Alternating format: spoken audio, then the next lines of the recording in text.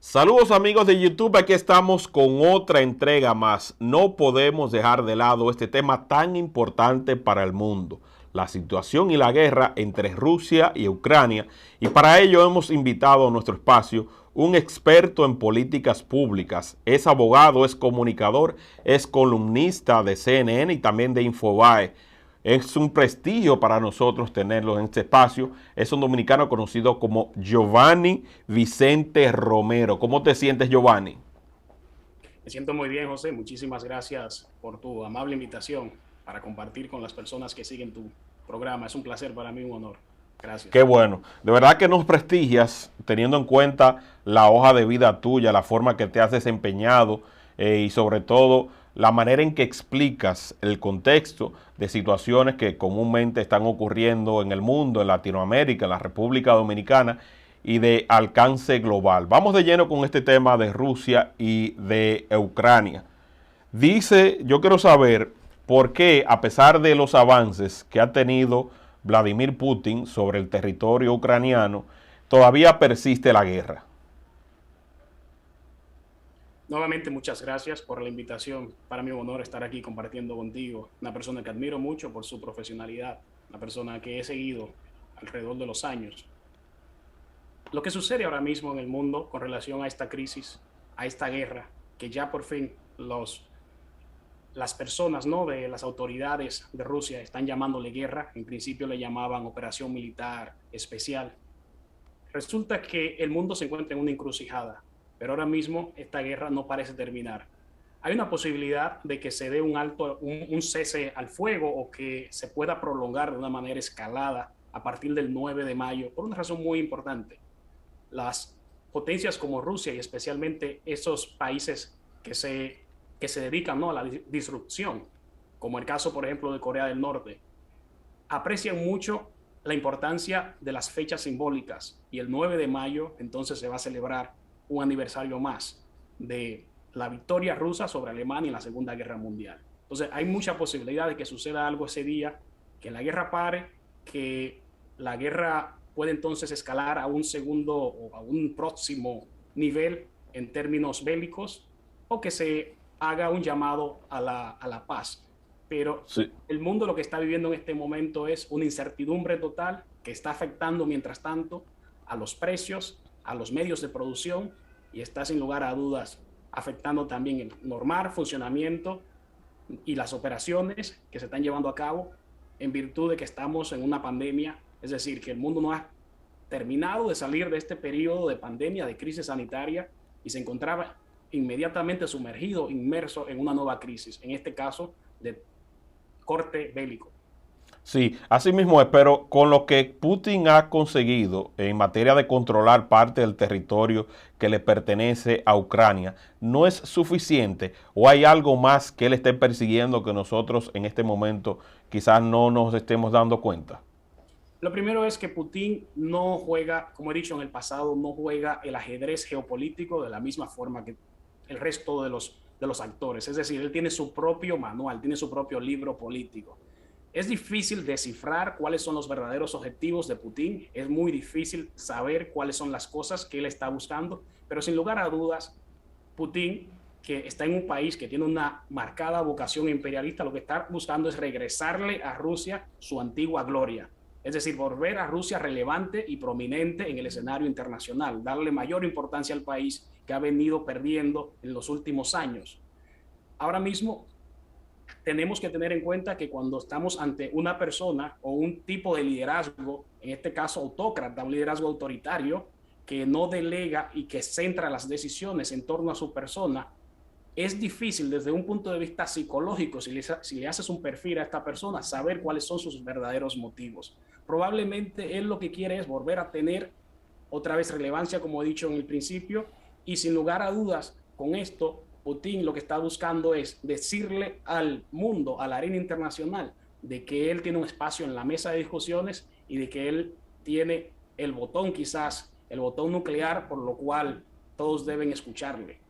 Claro. ¿Qué te parecen las sanciones que ha aplicado Estados Unidos en torno a este conflicto? Han obtenido buenos resultados o simplemente le han dado mucho más excusas para que Putin continúe justamente ejecutando esas acciones en contra de Ucrania? Por supuesto, las sanciones generalmente tienen un efecto y este efecto muchas veces es contrario. Lo que logran es que los pueblos, que las ciudadanías que están sufriendo los efectos de forma directa puedan agriarse, por llamarlo de alguna manera, y puedan alimentar sentimientos diríamos nosotros, negativos. Entonces, en este sentido, lo que se está buscando con esto es debilitar a Rusia y es el principal objetivo que tiene Occidente. Occidente está aprovechando esta crisis con Ucrania, que en este caso estamos hablando de una batalla al estilo David y Goliat. Entonces, Occidente se ha puesto del lado de Ucrania con el objetivo ulterior de debilitar a Rusia y por lo tanto restarle relevancia a Rusia, como he mencionado en el principio. Estas sanciones ya Rusia ha estado ahí en el pasado y ha podido sobrevivir. Rusia es un país que a lo largo de su historia, cuando era la antigua Unión Soviética, se habían acostumbrado a estar siempre aislados políticamente, geopolíticamente, internacionalmente, y también a estar sufriendo o a tener impuestas sanciones. Por lo tanto, ellos han creado cierta capacidad de resiliencia, cierta capacidad de adaptación a estas cosas. Recordemos que en el 2014 Rusia hizo algo parecido, invadió otra región de Ucrania, en este caso Crimea. El mundo en ese momento estuvo sorprendido, el mundo lo condenó, pero no pasó nada. Es decir, Rusia no tuvo sanciones reales, efectivas, que tengan un impacto auténtico, ¿no? Y entonces lo que sucedió es que sufrió una pequeña crisis económica producto del desplome de su moneda, pero mira dónde está Rusia en este momento. Rusia emergió nuevamente, por lo cual yo creo que esas sanciones no han sido suficientes en este momento. Han sido más que todo simbólicas y probablemente están haciendo daño económico al país, pero no tanto así como para lograr el descontento de la población y la población entonces se le pueda revelar a Putin qué es lo que realmente se está buscando. Se está buscando con esto ponerlo contra la espada y la pared y entonces poner al pueblo en una esquina en la cual tenga dos opciones, ¿no? O mantenerse aliado a Putin o simplemente como un roedor acorralado, saltar y morder a esa persona. Sí, se teme a que se pueda iniciar una tercera guerra mundial. ¿Hay posibilidades reales de que esto acontezca o es simplemente una amenaza de Putin para calmar a Occidente y que le dejen seguir operando dentro de Ucrania? Lo primero es que debemos entender que para que inicie una tercera guerra mundial o una guerra mundial en general, se necesita el involucramiento de todos para que sea llamada mundial. Ya a partir de ahí tenemos que descartar esta posibilidad porque Europa y los países de Occidente, aunque de manera simbólica y en la retórica, le han dado el apoyo a Ucrania como visualizándola como la potencia débil en este sentido, enfrente a una potencia suprapoderosa. Entonces ellos se han mantenido con sus reservas, se han mantenido apoyando a Ucrania de manera tímida. Estados Unidos en principio así lo hizo. Estados Unidos ni siquiera estaba de acuerdo con llamar a Putin criminal de guerra en ese momento porque tenía sus reservas, estaba esperando cómo se desarrollaban los eventos, hasta que Estados Unidos ya adoptó una posición frontal y ahora mismo es el país que ha aportado mayor cargamento o mayor asistencia militar. ¿Qué sucede? Se necesita que los países se involucren para que sea una tercera guerra mundial. Lo que ha habido aquí es una OTAN que critica la guerra, critica estas acciones de Rusia, pero no se involucra y sin lugar a dudas también pasa lo mismo con la Unión Europea, que es súper importante. Pero esto manda un mensaje muy, muy fuerte y es que si pasa en Ucrania y no sucede nada, no hay repercusiones reales, no hay una verdadera consecuencia, entonces puede pasar en cualquier país de Europa. Y eso sí sería peligroso, eso sí traería temor a estos países europeos y probablemente entonces podrían alinearse en un bloque, ¿no? Como bloque para hacerle una oposición frontal a Rusia. Pero en este momento ellos lo que están buscando es precisamente debilitar a Rusia y puede tener esto un mensaje o un efecto contrario porque entonces al debilitar a Rusia puede fomentar un caldo de cultivo para que la ciudadanía rusa otra vez vuelva a crecer con esos sentimientos de rechazo hacia todo lo que representa Occidente, aquella hegemonía, ¿no? Aquellos dos polos totalmente extremos que existían en el pasado de la Guerra Fría, Occidente contra Rusia, capitalismo contra comunismo, etcétera. Es como una resemblanza de aquello que pasó en aquel momento.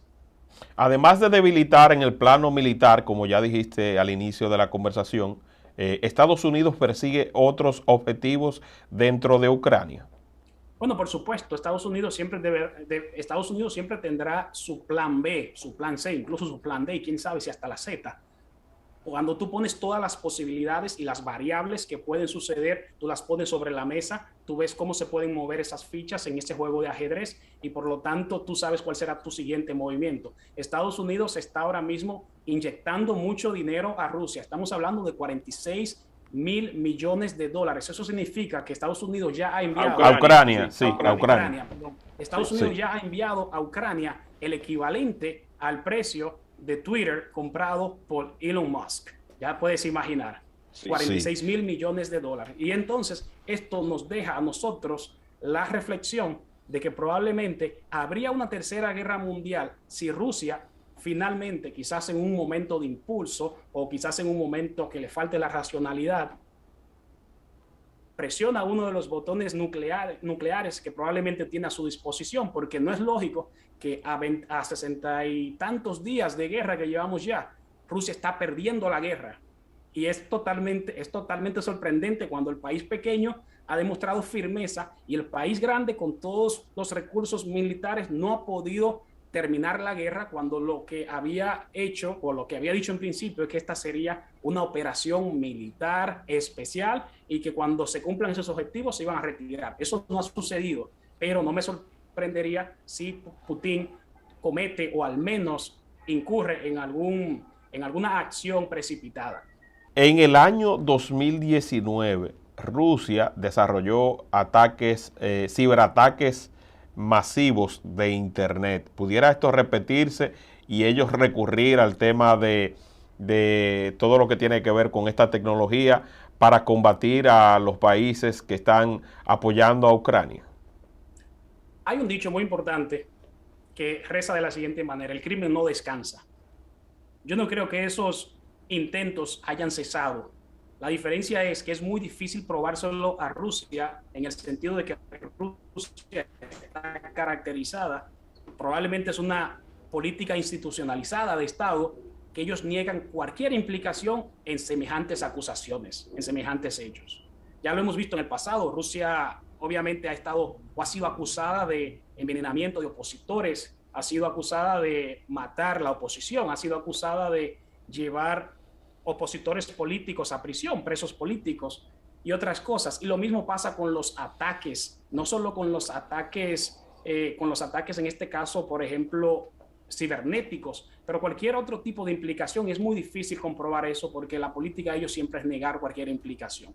Yo no dudo que también eso sea parte, pero sí te puedo decir que el sistema informático de los rusos también tiene sus fallas y por lo tanto ya se han empezado a tener conocimiento de algunos datos importantes que dan la información de que ahora mismo la guerra, al menos entre los miembros, ¿no?, del poder en Rusia, los mantiene divididos, excepto una ala que es muy conservadora, que sí está dispuesta a continuar hacia adelante, pero al final las guerras crean descontento y eso es lo que le va a suceder a Putin. Claro. ¿No crees tú que esta reacción de Putin obedece a la presión permanente de que Estados Unidos quería, de alguna u otra forma, incluir a Ucrania dentro de la OTAN e instalar todo un sistema antimisiles, y que se produjera allí, pues entonces, una situación que diera pie a que Rusia se sintiera más vulnerable? La geopolítica no ha variado mucho de lo que siempre ha sido, ¿no? Un conjunto, un sistema de alianzas estratégicas. Y probablemente si Ucrania pasa a la OTAN, primero esto le va a dar mucho mayor protección a Ucrania, que es un país que históricamente, aunque es muy cercano a Rusia por lazos muy fuertes, también tienen su historia, ¿no?, de confrontación, y ya lo vimos en el 2014, lo he mencionado anteriormente. Entonces, ser parte de la OTAN le va a dar un estatus superior a Ucrania que el que tiene en la actualidad, incluso mucho mayor que ser parte de la Unión Europea, y son dos planes estratégicos que Ucrania ha estado trabajando en los últimos años, han hecho solicitudes formales para ingresar a estos organismos internacionales. Porque cuando tú eres parte de la OTAN, si un país de la alianza es atacado, entonces entra en juego la alianza completa. Es decir, aquí estamos, somos todos para uno y uno para todos. Y uno Y para eso sí todos. simbolizaría y eso implicaría una entrada a una guerra mundial, porque entonces estamos hablando que en la OTAN hay países muy poderosos, y ya cuando estos países se enfrentan directamente contra Rusia, estamos hablando de algo que no es más que una tercera guerra mundial. Claro. Según tus análisis, ¿qué requerimientos pudiera hacer Vladimir Putin al presidente de Ucrania, Zelensky, para poner fin a este conflicto bélico? Bueno, el requerimiento es muy simple. Yo pienso que en el caso de Ucrania, Rusia va a solicitar que, primero, Ucrania no entre a la OTAN. Segundo, que no entre a la Unión Europea. Tercero, probablemente que Ucrania reconozca a sus regiones independentistas que se sienten más rusas que ucranianas. Eso significaría que Ucrania perdería terreno, perdería territorio y por lo tanto perdería influencia porque estaría siendo dividida. La división, eso es lo que causa. Entonces, hay unos estados bien pequeños, un caso similar a lo que sucede, por ejemplo, en España con Cataluña, que son parte de un reino, pero quieren ser independientes. Pues lo mismo sucede en Ucrania. En Ucrania hay unos estados pequeños, unas regiones que se han declarado independientes, han aprovechado esta coyuntura política para hacerlo, y Rusia ha aprovechado eso, obviamente, para darle el apoyo a ellos y para decir que los está apoyando y por eso está tratando de salvaguardar vidas de ellos, etcétera.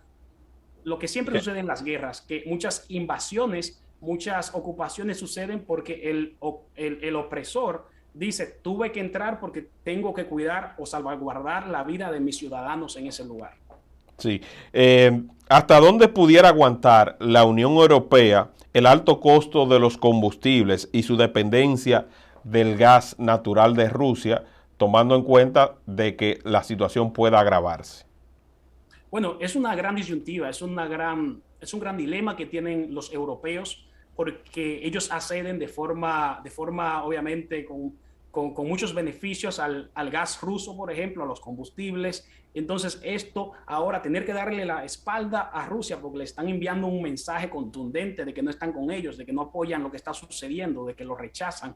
Entonces ahora tienen que buscar otros mercados, probablemente con unas condiciones menos favorables para adquirir esos productos y esos commodities. Lo que sucede es que evidentemente la guerra está causando una crisis económica mundial por lo que simboliza Rusia. Si fuese solo Ucrania no pasaría nada, porque Ucrania se destaca por la producción de algunos productos agrícolas que son muy importantes, pero Rusia ya entonces nos vamos a la producción de esos productos que son bien duros, ¿no? Como evidentemente tecnología, como los que son derivados de los fósiles, ese tipo de cosas. Y entonces, porque Rusia está en esta guerra, es que el mundo entonces entra en crisis económica o va a entrar en crisis económica o quizás va a acrecentar, profundizar la crisis que ya venía generada por la pandemia y ahora entonces acentuada por el proceso de Rusia, el proceso bélico. Y eso es lo que sucede. Si se tratase de un país que no contase con los recursos económicos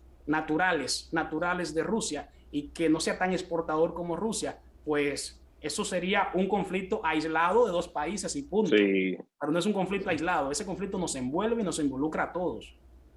El papel de China. China es aliado firmaron todo un tratado con Rusia, pero ha estado en una posición como distante. Eso le hace mucho daño al mundo que ellos no quieran definirse en algunos puntos y que ese silencio pues entonces le dé pie para que la destrucción pueda ser mayor de Rusia hacia Ucrania y lo que se proponga de ahí en adelante. Como yo he dicho en el principio, Estados Unidos estaba tímido. Estados Unidos, que siempre tiene esa especie de rol de policía del mundo, no quería involucrarse mucho al principio. Entonces, luego identificamos que había una tercera persona, había un tercero en este conflicto que tenía la llave para abrir la solución, que es China. China tiene la oportunidad de emergir como el país que pueda desatar este nudo que está sucediendo a nivel mundial. ¿Por qué? Primero porque los rusos no van a escuchar un consejo de los americanos por razones lógicas, ideológicas e históricas. pero pueden escuchar un consejo que les den los chinos, que son sus aliados estratégicos frente a Estados Unidos. O sea, los rusos y China son unidos y han hecho una alianza muy interesante, muy fuerte, para hacer una especie de muro de contención para los Estados Unidos. Entonces, eso es lo que sucede. China está en un momento histórico que tiene la oportunidad de resolver este problema, convirtiéndose en el mediador de la crisis, pero por razones que te he dicho, de que tienen unas alianzas y unos acuerdos comerciales, políticos con Rusia, probablemente ellos ahora mismo están manteniéndose aislados, al margen, están opinando poco, porque saben también que si opinan mucho de forma favorable a Rusia, su propia imagen va a sufrir, porque evidentemente el mundo está puesto en un solo bando, de que la guerra es injusta, de que es un país muy poderoso contra un país muy débil. Y bueno, pues el que está ganando ahora mismo en términos de imagen no solo es Ucrania, sino también su presidente, que ya ha establecido su posicionamiento como figura mundial, de que ha emergido, de que tiene gran corazón, de que tiene mucha gallardía y que es una persona con mucho coraje, ¿no? Que ha podido enfrentar a un poder tan hegemónico, un poder tan aplastante como Rusia, que todavía no ha podido aplastarlo, por lo que digo que con cada día que pasa, Rusia está perdiendo la guerra. Cada día que no se termine esa guerra, Rusia queda peor en términos de imagen. Y de forma mercadológica, desde esta perspectiva de marketing, Ucrania y su presidente, por consiguiente, están ganando la batalla. Están ganando la batalla en el sentido de que ha retrasado todos esos planes que tenía, e incluso se habla de que se ha recurrido a combatientes de otros países para no sacrificar a sus ciudadanos en el caso de Rusia. Y es que en el caso de Rusia, Rusia ha construido su imagen post Segunda Guerra Mundial, post Muro de Berlín, post Unión Soviética. Sobre la base, su branding ha sido de que es un país con un poder militar impresionante, incluso al nivel de que puede contener a los Estados Unidos, es decir, que lo puede enfrentar. Sí. Y ahora, con este ejercicio militar de Rusia, con un país sumamente débil, ha demostrado que probablemente esa imagen bélica que teníamos de Rusia no haya sido tan auténtica, tan real como nosotros pensábamos. Por lo que digo, cada día que pasa, Putin está deshaciendo esa imagen que teníamos de que Rusia era un país que probablemente si presionaba un botón borraba el mundo, borraba el mapa mundial, y eso no ha sucedido. O quizás Putin todavía tiene sus límites y no ha tocado fondo, ese desequilibrio que él tiene, esa visión desequilibrada frente al mundo, quizás no ha tocado fondo hasta llegar al extremo de cometer una locura y hacer algo parecido como lo que hizo los Estados Unidos para terminar la guerra mundial cuando lanzó las bombas atómicas. Porque sí, estoy seguro, y no me cabe la menor duda, que Rusia probablemente tiene acceso a armas ultramodernas que todavía no ha utilizado y que ojalá no utilice. Giovanni, ¿qué papel están jugando los medios de comunicación en medio de este conflicto? Por una parte, observamos a Rusia contar lo que considera que es su verdad y mientras tanto, Occidente se enfoca en contar otra parte de la historia. Sin duda alguna, en este proceso, que no es una excepción, los medios están obviamente contando sus historias, muchas veces alineadas a las diferentes ideologías, ¿no? A los diferentes intereses de los diferentes extremos del mundo y áreas del mundo. Al principio lo pudiste ver que los medios rusos fueron sacados del aire de los Estados Unidos, y eso te da una impresión de que estamos volviendo a esa batalla de guerra mediática, de propaganda y ese tipo de cosas. Y evidentemente Rusia hará todo lo posible también para tratar de sacar lo que ellos consideran como su verdad. Los medios de comunicación pienso que han hecho un gran trabajo de forma positiva para poner en contexto lo que está pasando allí. Sin lugar a dudas, muchas cadenas importantes se apersonaron al lugar, a la escena, ¿no? Y entonces pienso que los medios siempre van a ser importantes, son un elemento importantísimo de la democracia, y ojalá que siempre puedan mantener una línea editorial medianamente, y digo medianamente porque es imposible que sea totalmente neutral. Sí, y en cuanto a la cantidad de personas desplazadas, ¿por cuánto vaya la cantidad aproximada? No te podría dar un número exacto, pero sí te digo que ahora mismo es una crisis de refugiados inmensa. Ucrania, a diferencia de otros países, de otras áreas del mundo, ha tenido mejor suerte, ¿no? Con esta crisis de refugiados, pues evidentemente algunos países han estado dando apoyo y eso se ha notado, pero también es importante saber que en principio cuando se pensaba que la derrota de Ucrania era inevitable, muchos ucranianos se apresuraron a salir de su país. Ahora el sentimiento quizás de orgullo nacional, la esperanza ha retomado porque han visto que han podido enfrentar al gigante, a Rusia, y bueno, pues eso está ayudando mucho. Como tú mencionabas en el principio, también muchas personas de otros países se han unido a la guerra, es decir, una especie como de mercenarios, dándole obviamente una connotación positiva, se han unido a este proceso y también ha ayudado bastante que las ayudas de los diferentes países en términos de logística se están viendo, pero ojo con esto, ahí puede haber un peligro. Los países están ayudando, como Estados Unidos, que he mencionado, que ha dado más de 40.000 millones de dólares, pero de acuerdo a fuentes, esta asistencia técnica viene también con una asistencia de acompañamiento para ellos poder administrar y cuidar esos armamentos que están entregando. En otras palabras, puede ser que algún país de Occidente, y no dudo que sea Estados Unidos, pueda obtener algún tipo de base en Ucrania y eso sin lugar a dudas va a significar que ellos van entonces a poner sus posiciones, sus fichas en este juego geopolítico del mundo. Sí, quizás eso es lo que finalmente entonces, además del debilitamiento de Rusia, pues están persiguiendo, porque financiar al nivel que lo están haciendo a Ucrania no debe ser algo meramente para proteger a esa nación, sino que Estados Unidos se presume también que tiene otros intereses, como tú dijiste también, que uno no El sabe. dinero nunca se da de forma gratuita, No, no, y sobre todo tomando en cuenta que estamos sobrepasando una crisis mundial. sin duda.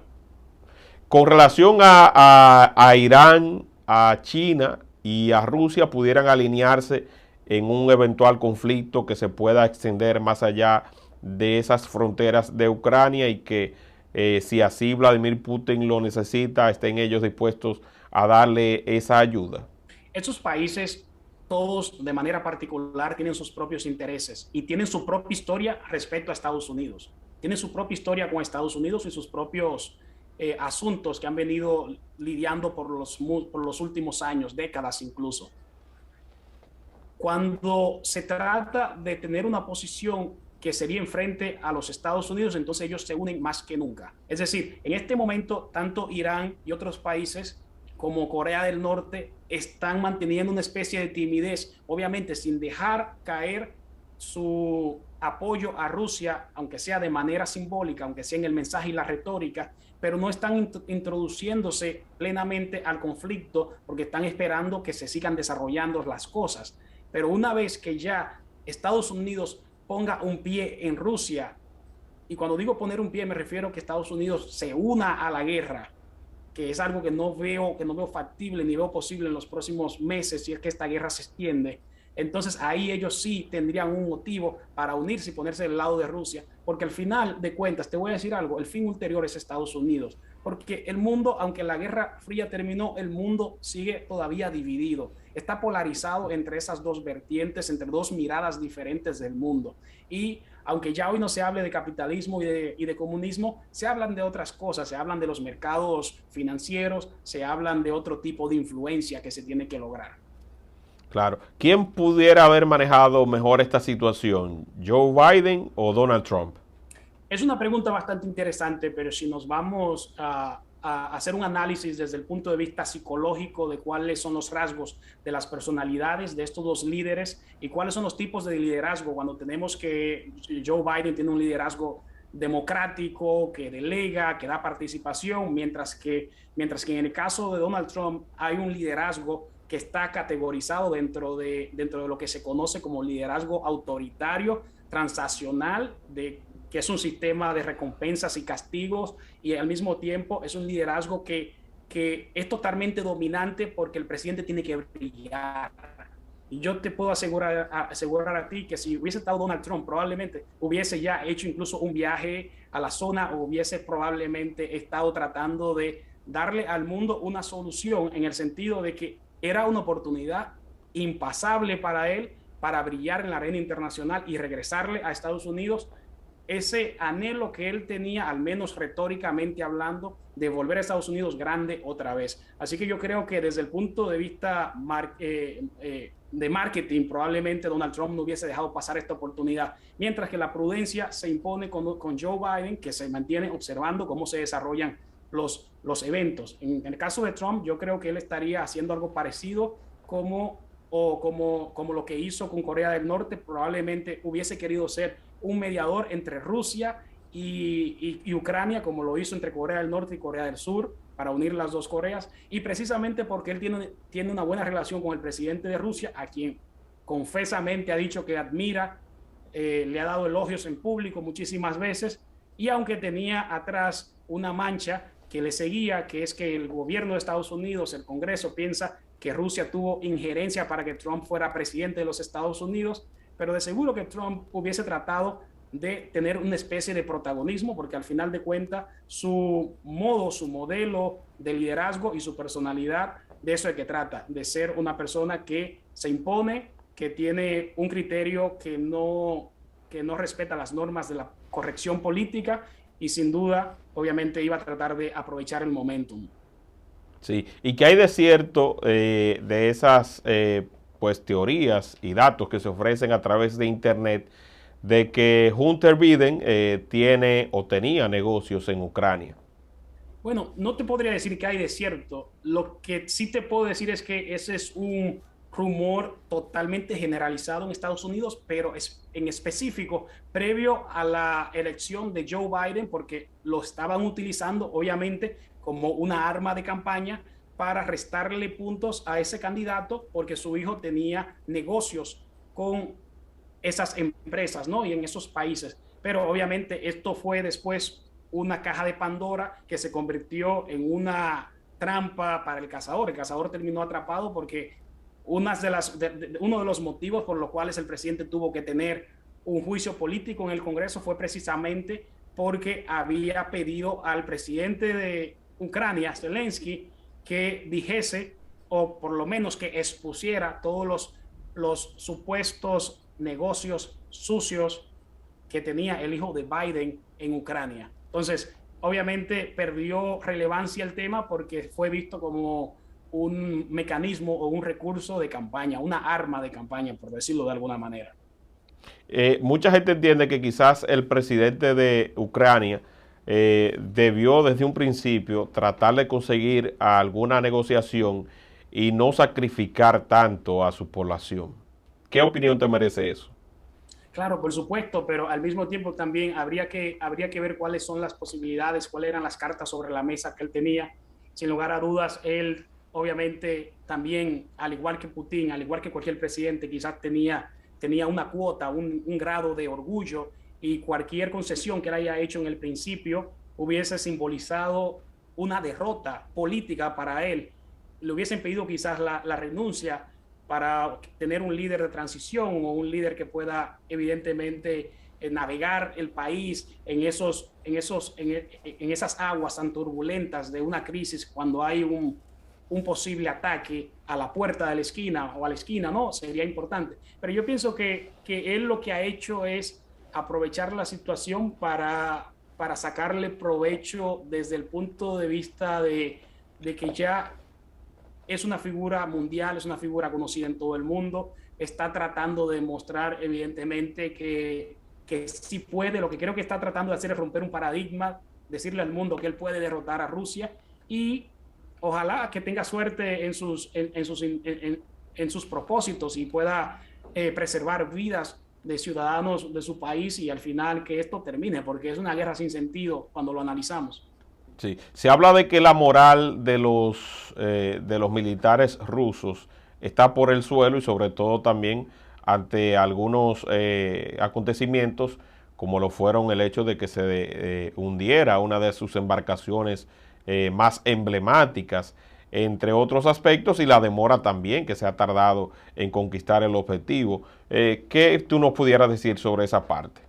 Por supuesto, es un efecto que sucede siempre en las filas militares, especialmente cuando una guerra se está prolongando o cuando los objetivos que se trataron de lograr no han sido todavía alcanzados. Eso siempre sucede y por lo tanto se necesita un golpe de efecto o se necesita un giro en la batalla para que esos militares puedan levantar su moral, como decimos, ¿no? Y lo que ha sucedido aquí es que estos militares son jóvenes, son una generación de millennials que han crecido pensando que Rusia era probablemente, si no el país más poderoso militarmente, uno de ellos en el top 5 de los países más poderosos. Y ahora tener que estar en esta guerra de manera prolongada, cuando ellos pensaron que probablemente eso sería un asunto de una semana, ok, vámonos a la guerra, vamos a hacer este experimento social, a ver qué tiempo nos toma hacerlo, pero no, están viendo que el asunto va en serio ya, que tienen aproximadamente 2 meses o 3 en la guerra y eso obviamente empieza ya a tener un efecto psicológico sobre ellos. Además, estas personas nacieron después de la Segunda Guerra,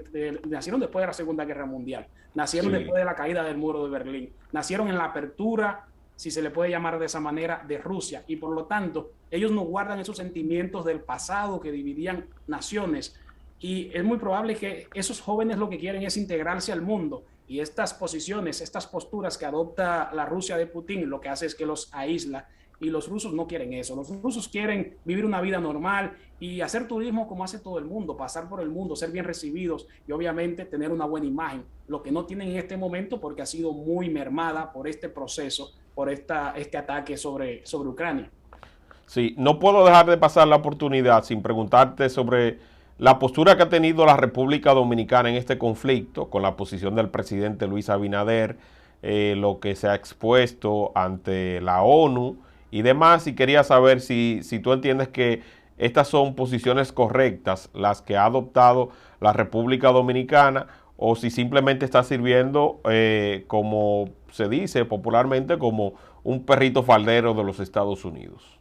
Más que hablar del aspecto de si son correctas o no, yo pienso que aquí lo importante es saber cuáles son las razones detrás de esto. Sabemos que es una economía pequeña, como tú has mencionado, una economía emergente, creciendo en su región, líder en su región, en la región del Caribe y Centroamérica, pero una economía obviamente muy dependiente y que fluctúa dependiendo de las cosas que suceden en los Estados Unidos. Y evidentemente es el mayor socio político que tiene la República Dominicana. Yo pienso que con eso lo que han hecho es ser cautelosos, ponerse donde el capitán les vea y algo al estilo como sucedió cuando la Segunda Guerra Mundial, que en aquel momento Trujillo me parece que se dio, obviamente ponerse de un bando y declarar guerras, ese tipo de cosas. En este momento no ha sido así, pero eso es lo que está pasando. Yo creo que Estados Unidos también es seguro que ha ejercido algún tipo de influencia o algún tipo de presión a través de sus consulados y de sus embajadas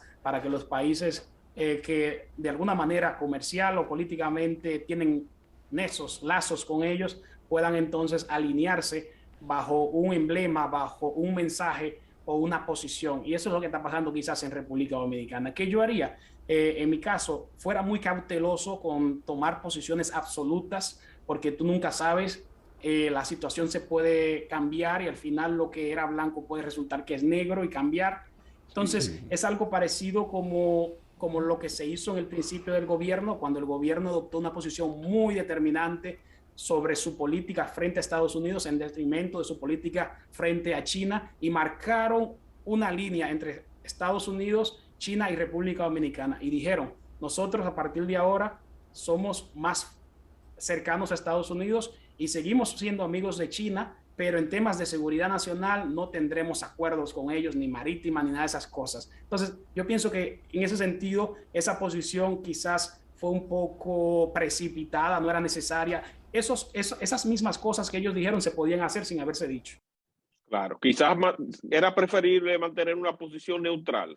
Todo eso que República Dominicana ha dicho se podía hacer en la práctica sin tener que haber sido dicho. Claro, una posición neutral, obviamente, mientras estás observando. Al principio no se sabía cuál iba a ser el devenir, cuál iba a ser el desenlace de este proceso bélico. Y ya, bueno, pues ya estamos viendo que sí, que el mundo está despertando, que Europa, que estaba tímida y que tenía sus reservas al principio, ya está tomando una posición, está uniéndose. Y cada vez más Ucrania está recibiendo apoyo internacional. Al principio eso no estaba muy claro. No estaba muy claro. En el papel, todo el mundo estaba a favor de Estados Unidos, de Ucrania, pero en la práctica todos tenían sus reservas y esas cosas. Yo pienso que una posición desde la cual tú puedas observar lo que se está desarrollando te hubiese dado mayor inteligencia y mayor información para entonces saber cómo mover tus fichas a posteriori. Así mismo es. Bueno, Giovanni, Vicente Romero, por favor, ofrece tus redes sociales para que la gente pueda seguirte, para que la gente pueda darte apoyo y sobre todo estar atento a todo lo que tú estás escribiendo desde CNN, desde Infobae. Este ha sido un encuentro placentero, positivo, muy bueno, el cual valoro que tú, a pesar de tener una agenda bastante intensa, porque también eres catedrático en materia de comunicación, pues haya sacado ese instante para nosotros. Pues para mí es un gran placer. Muchísimas gracias por invitarme a tu programa, a tu medio, que es un lugar, no una plataforma que realmente respeto mucho, tiene mucha admiración, como he dicho en el principio, por la forma en que tú la has desarrollado.